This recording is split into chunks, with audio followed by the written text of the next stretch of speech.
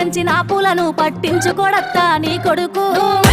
మట్టి పెట్టమంటావనే పట్టించుకోలేదే నా కొడుకు అయ్యో కోరి కోరి కొంత పళ్ళు కొందామంటే పళ్ళు కొనడా